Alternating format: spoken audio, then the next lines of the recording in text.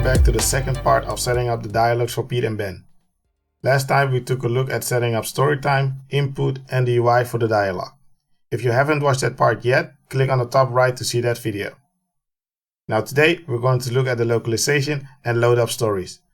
But first I want to mention quickly that the villager prefab you are about to see just has a revision controller attached, which is from the storytime package, and a bunch of colliders. Add it to your own NPC and work from there. For the fields, make sure to pause the video and connect them like I did in the video. Now without further ado, let's jump into the content. We have to create our localization files. So go back to the assets folder, go to settings, right click, create, and on the bottom you see localization and localization settings. It will open a dialog window. Just put it on the same place what I just told you, settings, and then press save. Now that we have our localization settings, we need our different languages that we want to support. So in the inspector view, click on local generator and search in for storytime what I created in the project in the last video. I support French, German, and Spanish. Press generate, click on settings, create a new folder, this, enter, select folder. So what it basically does is it creates those available languages for you. Oh, we forgot to add in English, which is the main. This one, also generate that one, place it in the same folder. Now of English stuff. Of course, you can add your own languages if you want to. Just head over to the local generator and choose the one that you want to support as well. Make sure that you set the same languages that you want to support in storytime as well. Go to the documentation and see how you can support multiple languages for your game. Next up, go back to the assets folder, localization, and go in the top view, window, asset localization tables. Click on new table collection. And let's start on importing our dialogue data. Right. Localization, I will call this dialogues.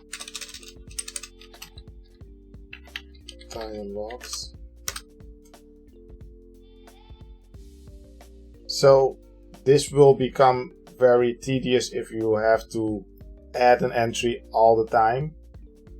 This is where Excel, spreadsheet, and JSON come in handy.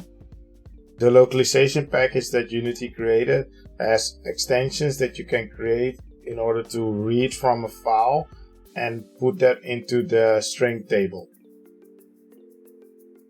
And that is also what we're going to do in this case. So go to the inspector view, and as you can see, extension, and the list is empty. Press the plus icon, click on JSON extension, because all data that we have synced up are JSON files. Select your config file. Select the ones that we want to grab the data from, in this case the dialogues.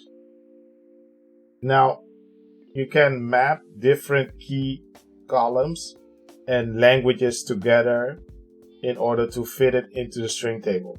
So what I mean by that is that it will search the key column in the JSON per row and then grab the data from there. So I will click for now on add default field so that I can show you what I mean. Now this is the JSON field. The JSON field basically specifies the column that we want to search for each row. So in the dialog, if I go back to settings, data, right click on dialog, show in Explorer, and open the JSON file, you can see that I have defined for each data that we have a text column per row. Like this is a row, this is another row, and then here you have the text, and that is where I define the languages that we want to import in the table. So in the end, if you have multiple languages that you want to support, eventually it will format like this. Like for example, French. I don't know any French, so I will keep it like this. And then inside Unity, it will know. I go back to it will know that it has to grab the text column and then the languages, which is English, French, German, and Spanish. And now you can see that the key is English, which is EN, and then FRDEES for each key defined in our column. So back in Unity, I will back in the JSON file, I will delete this row for now and just press pull to grab the data. Now you can see it filled in all the data, which are all from the Storytime web application. Now we also need a table for our dialog options. So let's create one as well.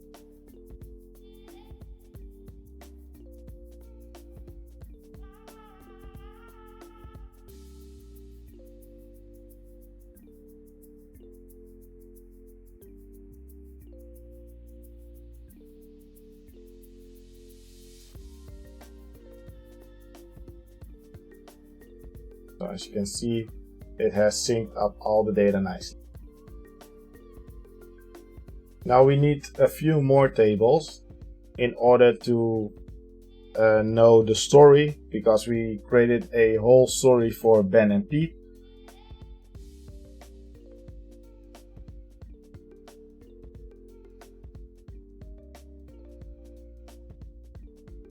Now this one is a little bit different, because in the dialog option and the dialog itself, it needs to have the column text, and that is the key that is defined in the JSON file. Now I know that in the stories table it is called title.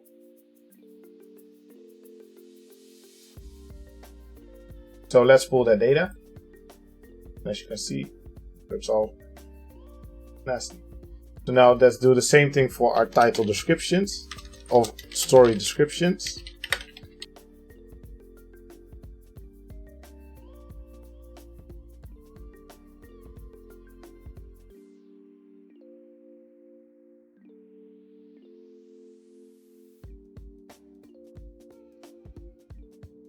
Now, for the last table that we want to import, we go back to the new table collection and type in characters.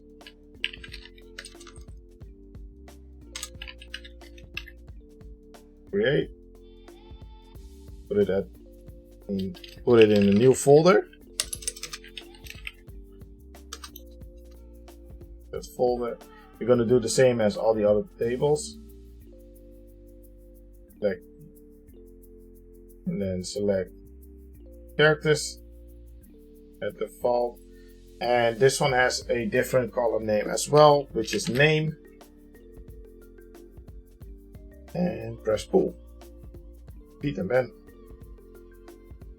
Now that we have everything, we can combine everything together and attach it to the villager. Let's search up the villager, scroll down, and here you see two empty fields. One which is the character, and one is the default story that we are going to show when the player interacts with the NPC. So let's create those fields right now. Cross this one. Go to Assets, right click on Asset to create a new folder. Call this one Scriptable Objects. I will link up in the top right a video about Scriptable Object and the beauty behind it, and then you can learn more how you can use it But for now, right click and create a new folder. Call this one characters. Now in order to create a character, you right click, create database sync, and then go to stories and then character. And then first we create Ben. You can also do the same thing for Pete immediately. Go to stories, character, and call this Pete. So scriptable objects, the scriptable objects that I created are basically connected to storytime. So as you can see here in the top, you have an ID. So if I click, you see that it has already synced the data from the JSON file. And those are basically the data as well that are coming from the storytime application. So that is nice that you already have that connection inside the game. So I will click Ben. If you go down a little bit, you see that the character name is empty. You can leave that empty for now. You can also override it if you really want to, but this is all handled automatically. Character stats, those are basically the stats is a player that you can control. Character stats is basically the stats of the character. But yeah, Ben is an NPC, so we don't have to bother with that for now. Then go to Pete and select Pete and press save. So then we have the characters finished. Now let's create a new folder and call this stories. And let's create our stories. I know from the story time that I created a story called Grand Festival. So first let's call this Grand Festival. And I know that I have another one called Grand Festival Ben. Grand Festival Ben. And the same goes for the character. The ID is the way of telling which one is the story. Like the character scriptable object, this one is also connected to storytime. It immediately knows which table it needs to grab the data from. You don't have to set all the other things because it will do that automatically for you. And you can link the character in this field. In our case, that is Pete. And let's do the same thing for Ben. Call it Festival Ben and link Ben to the right person. The type ID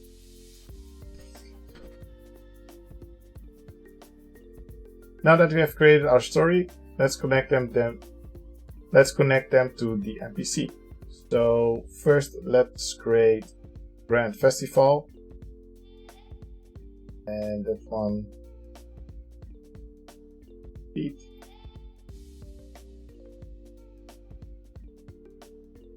So the reason why I have character here as well is because this is for the dialogue manager to know which character is talking, and in the story it's basically a member to let all the other managers know which character is associated with the story.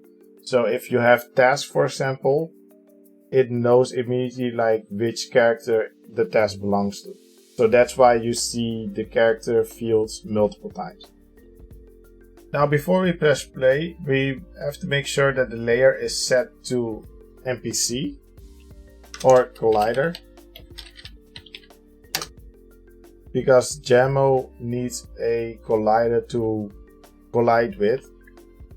Now after we set the collider, we have to go to the dialog manager and attach the input reader to that one as well, because that is it uses the input reader to continue on to the next dialog or select choices, etc. We also need to attach the vertex animator, which is the dialog line that we had. Select the dialog line. So now that we have the input reader, we have to connect the UI manager and select the dialog controller to the dialog panel and the interaction panel to the interaction panel. Make sure to toggle it off or inactive in order to not immediately show it in game when you press play. Before we press play, we still have to do one more thing, and that is go to dialog camera and make sure that it is active, or else the dialog manager is not able to find it. So we need to do one last thing, and that is set up the choices inside the dialogs panel. So open up the button in the button choice child, and on click we need to make send a notification to we need to set the event back to the hierarchy in order to let the dialog manager know which button is pressed. So drag and drop the button choice, which has the UI dialog choice filler attached to it, and then select the function button click. Press save for that one, and now we're going to do that for the other ones as well. Drag and drop the button on top of it. 1 button choice.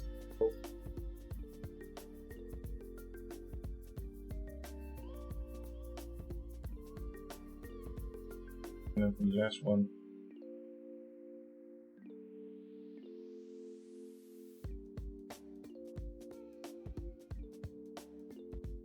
press save. Now that is set, we are ready to press play and test to see if Pete is working.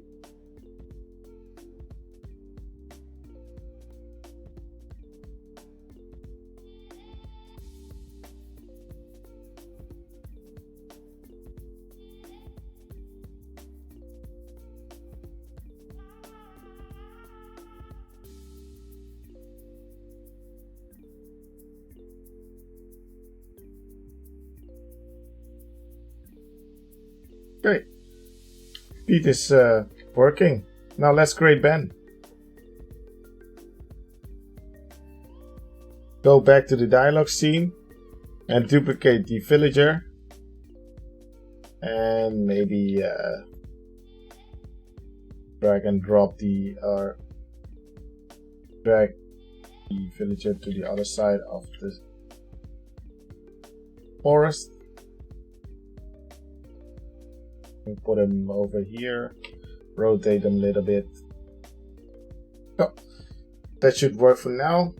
And now in the revision controller, instead of Pete, we're going to use Ben, and instead of the Grand Festival, we're going to do Grand Festival Ben. Double check, see if everything is still working. Okay, great. Let's press play and walk over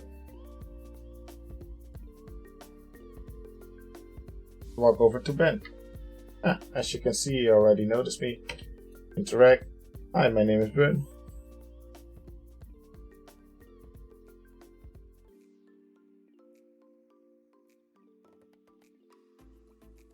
Like that.